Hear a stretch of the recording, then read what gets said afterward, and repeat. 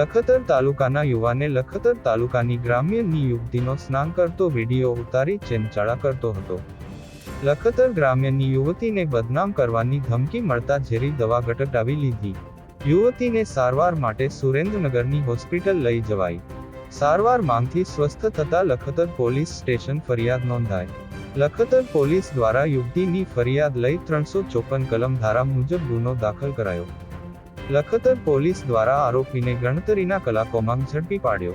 લખતર ગ્રામ્યમાં રહેતા પરિવારની 21 વર્ષીય યુવતીને સ્નાન કરતો વિડીયો ઉતાર્યો હોવાનું કહી બદનામ કરવાની ધમકી આપી ગામનો જ શખ્સ શારીરિક અડપલામ કરતો હતો.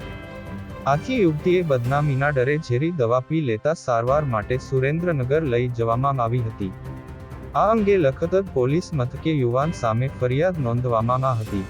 લખતર તાલુકા ગ્રામ્યની એક યુવતીને બદનામ કરવાની ધમકી મળતા ઝેરી દવા ગટગટાવી લીધાનો બનાવ પોલીસ ચોપડે નોંધાયો છે.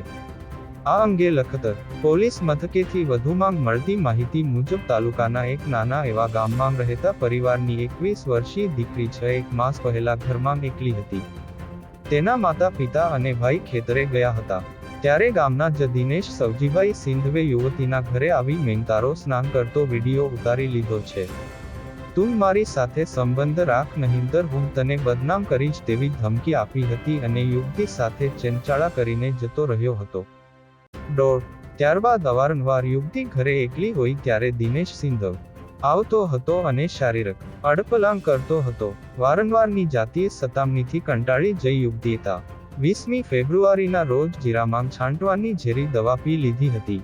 આથી તેને ઉલટી થતા પરિવારજનોએ પૂછતા તેણે સમગ્ર હકીકત વર્ણવી હતી. જેમાં યુવતીને સારવાર માટે સુરેન્દ્રનગરની C U. Shah medical college and hospital લઈ જવાઈ હતી. જેમાં 4 દિવસે યુવતી ભાનમાં આવી હતી અને ગત 28મી ફેબ્રુઆરીના રોજ લખતર પોલીસ મથકે દિનેશ સિંધવ સામે ફરિયાદ નોંધાવી છે. બનાવની વધુ તપાસ લખતર પોલીસ ચલાવી રહી છે. ધર્મેન્દ્રસિંહ ઝાલા, લખતર.